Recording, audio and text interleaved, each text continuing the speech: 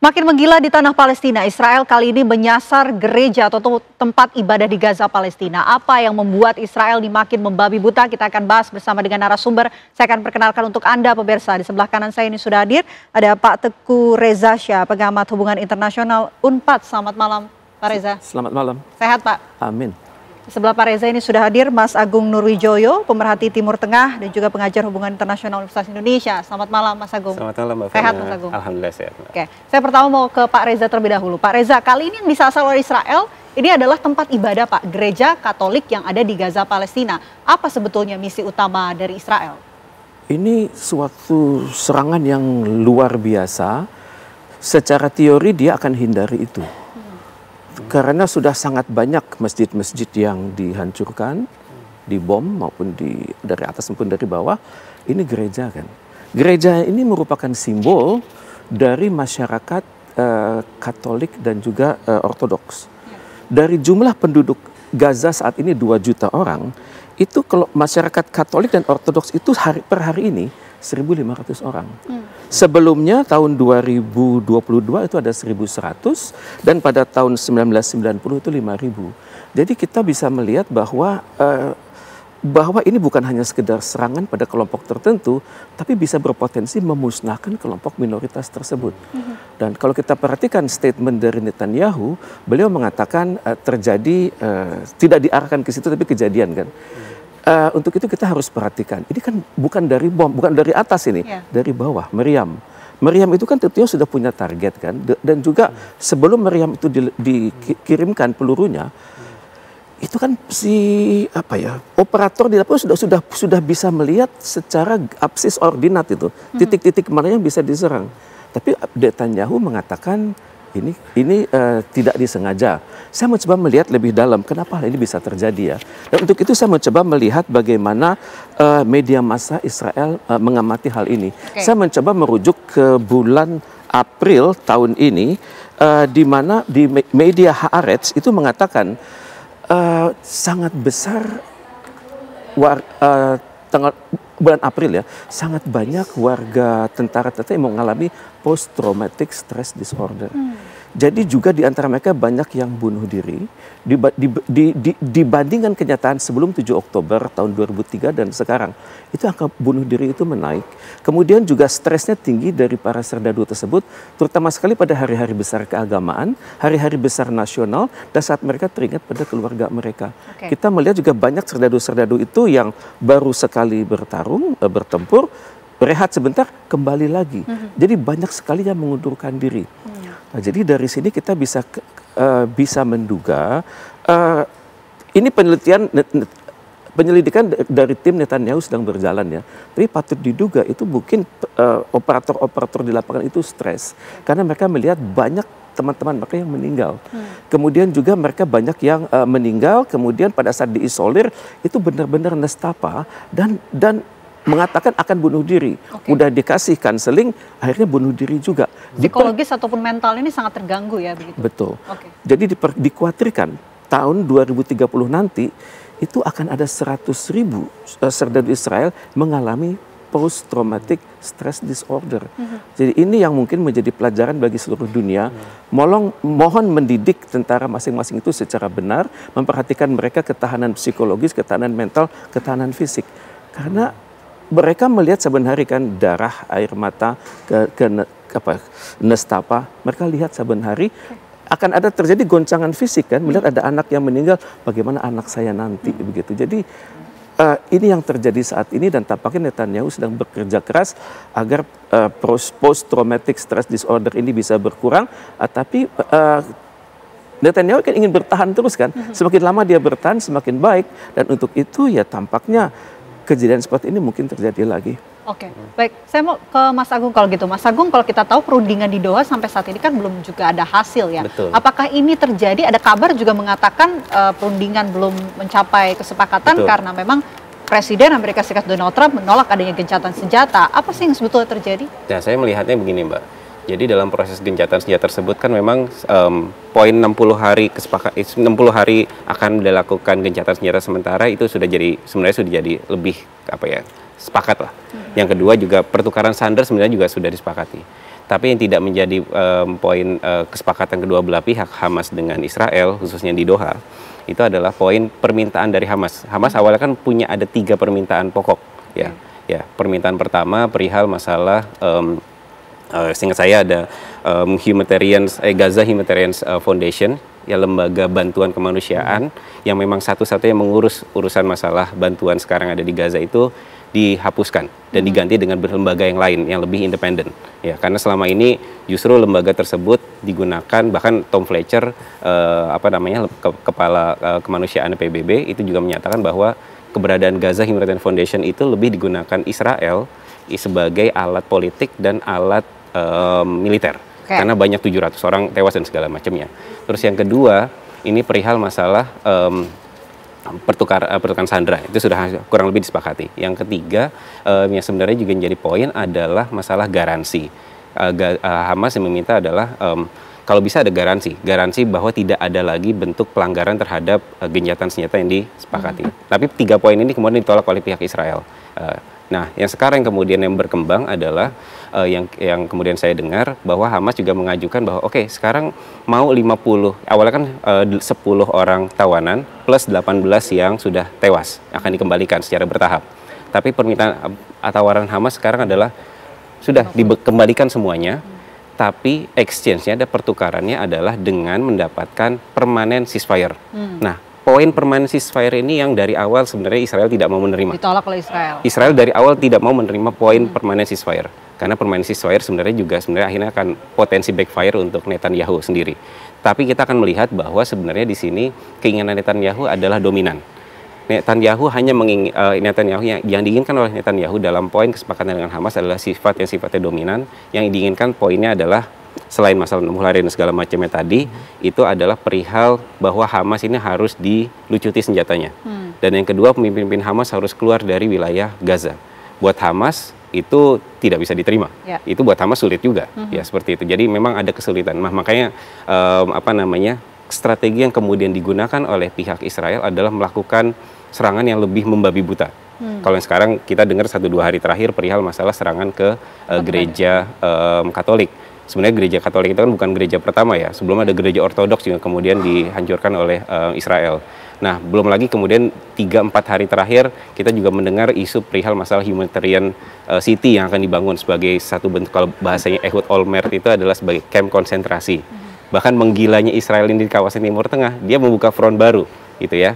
Perang di Suriah, gitu ya, dengan memberikan sedikit sokongan terhadap kelompok Druze, gitu ya. Jadi ini sesuatu hal yang memang Israel tidak menginginkan instabilitas di kawasan.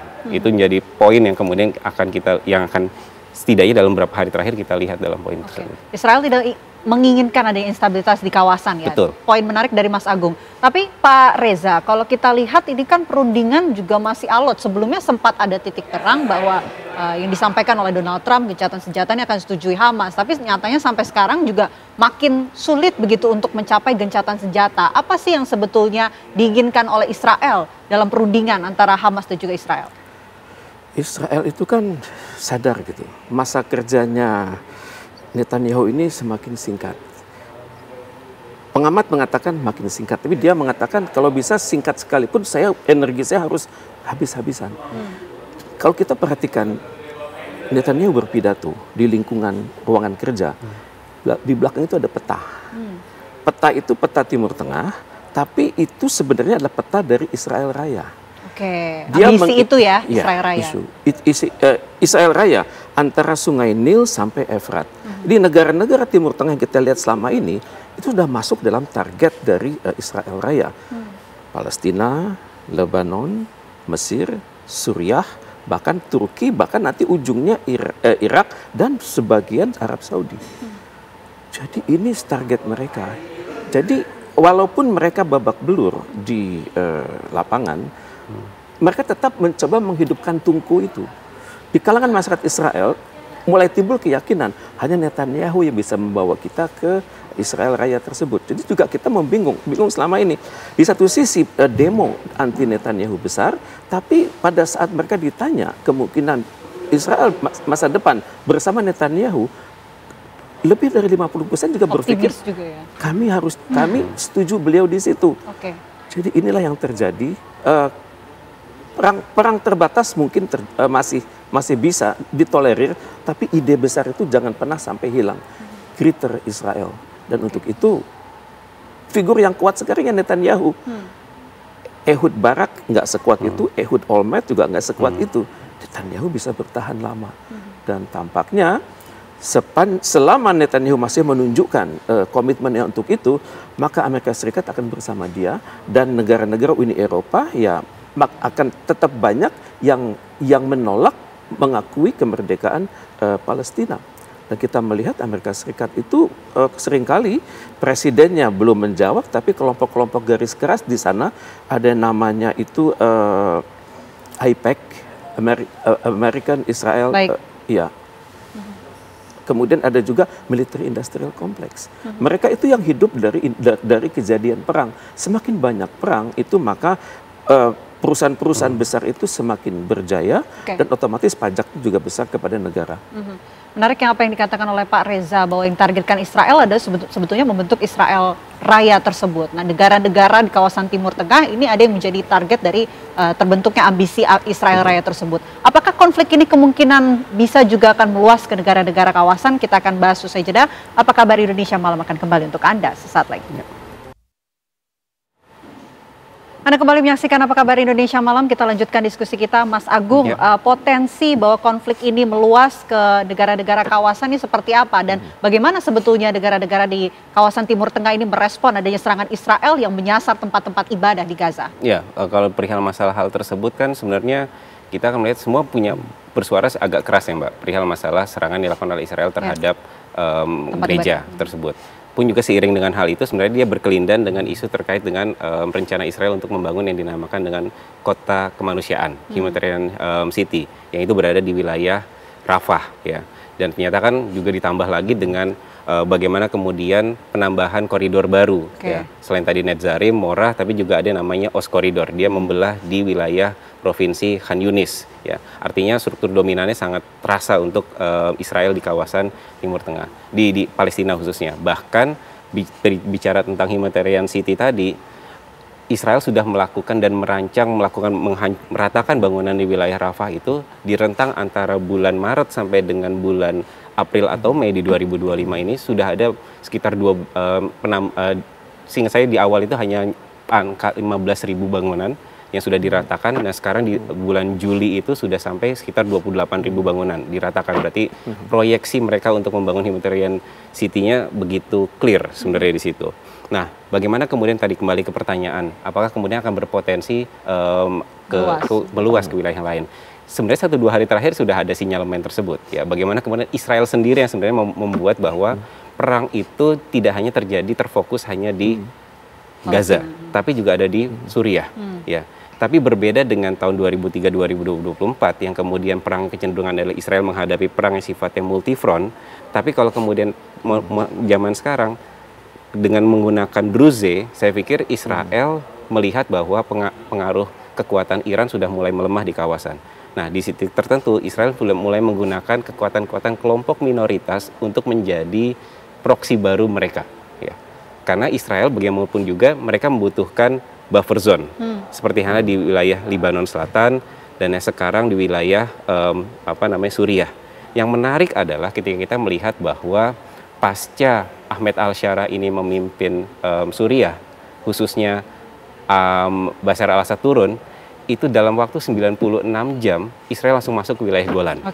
Wilayah Golan itu mereka punya perjanjian sebenarnya Israel dengan Suriah. Namanya Disengagement Plan Agreement, di tahun 74. Nah, pasca Assad jatuh, Israel merasa bahwa perjanjian itu sudah selesai. Jadi makanya Israel kemudian masuk ke situ. Padahal itu pelanggaran teritorial, ya. Tapi dalih Israel mereka membutuhkan semacam buffer zone yang cukup luas, itu ya. Dan bahkan sekarang menggunakan kelompok Druze, bilang adalah ini untuk melindungi kelompok minoritas dan segala macam. Padahal banyak cerita yang kemudian bahwa menyebutkan kelompok Druze ini juga mendapatkan keuntungan.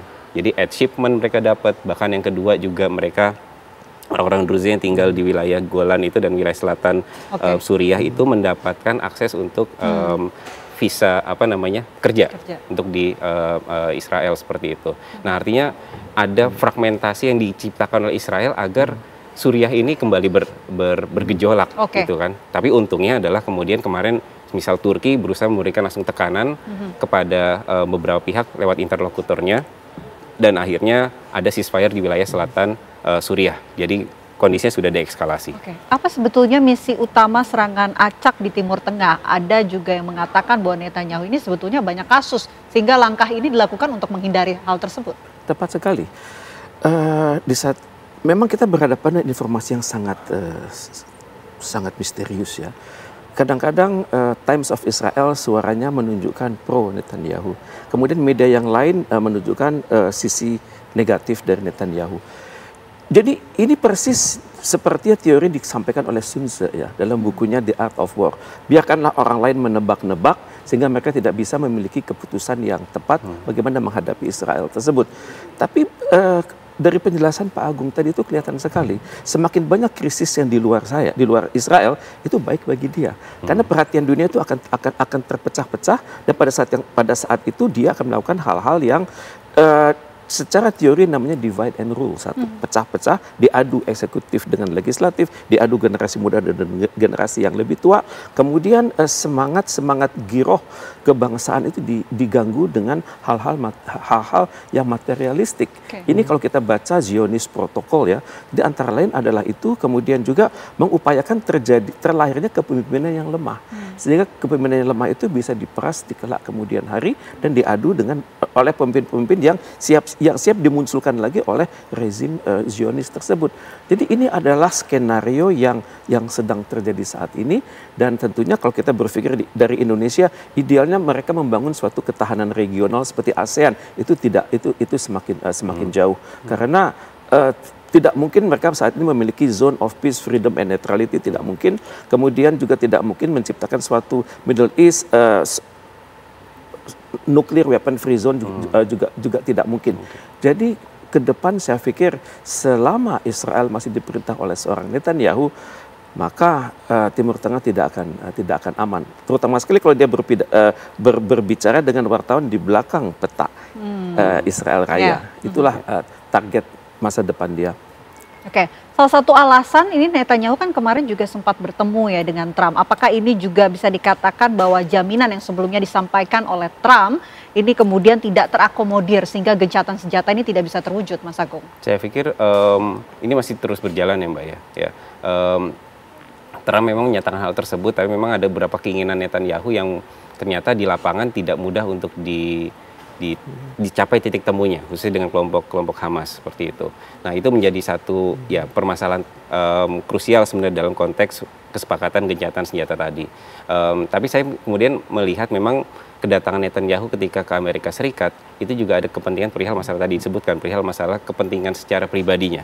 Ya, karena memang ada beberapa urusan di pengadilan yang memang dihadapi, kasus 1000, 2000 dan kasus 4000 yang kemudian dihadapi oleh Netanyahu. Artinya secara personal dia memang pengen selamat secara urusan politik. Di sisi yang lain memang sebentar lagi ada pemilu juga gitu ya. Jadi memang dia tetap berusaha untuk mempertahankan eksistensinya sebagai insan politik di Israel seperti itu. Dan polanya memang cenderung kalau kemudian sekarang perangnya selesai, gencatan senjata usai, kemudian Hamas tetap ada, itu justru kerugian politik buat Netanyahu. Makanya tadi saya sempat menyebutkan backfire untuk Netanyahu secara domestik. Karena publik domestiknya menginginkan untuk selesai perang. Tapi permasalahannya adalah Netanyahu ini tergantung oleh kelompok-kelompok koalisinya. Ya kan, termasuk salah satu dua yang paling ekstrim adalah keberadaan Smotrich dan Itamar Ben-Gvir gitu ya. Yang kemudian mereka benar-benar sangat pro terhadap harus perang secara terus-menerus. Bahkan kecenderungannya adalah akhirnya kita menyebutkan perpetual war ya. Jadi perang yang tiada akhir. Itu yang kemudian diinginkan. Yang kita tahu kan kemarin Israel telah menyerang tempat ibadah gereja Katolik yang ada di Gaza. Apa langkah berikutnya yang akan dilakukan Israel? Skenario jika gencatan senjata ini tidak juga terwujud. Yang pertama adalah pemulihan nama baik ya. Tentunya Israel tidak mau negara-negara Uni Eropa itu fokus kepada kasus pemboman atas gereja tersebut kan. Itu yang pertama. Pada saat yang sama juga Israel mencoba agar tidak banyak negara-negara Uni Eropa yang mendukung pendirian Palestina. Kemudian juga Israel akan melakukan operasi-operasi di perbatasannya. Dengan Lebanon akan jalan terus, dengan Suriah jalan terus, dan untuk itu kita akan berhadapan juga dengan perang informasi yang terus-menerus. Sehingga dunia terlena, dan pada saat dunia fokus pada satu titik tertentu, seperti yang Pak Agung katakan tadi, dia melakukan sesuatu hal yang tidak kita duga. Apa yang kita tidak duga tersebut ya tidak mustahil ya penyerangan baru, mungkin lagi melakukan preemptive strike terhadap Iran, karena saat sekarang rezim di Iran masih percaya bahwa Amerika Serikat tampaknya masih mencoba di tengah-tengah begitu, masih bisa menahan Israel, tapi kita tidak tahu hal-hal yang misterius bisa terjadi. Baik, tentu kita terus pantau bagaimana konflik ini berlangsung. Mudah-mudahan apa yang dilakukan Israel ini tidak terus melukai warga Gaza di Palestina. Terima kasih atas waktunya Pak Reza, terima kasih atas waktunya Mas Agung. Apa kabar Indonesia Malam?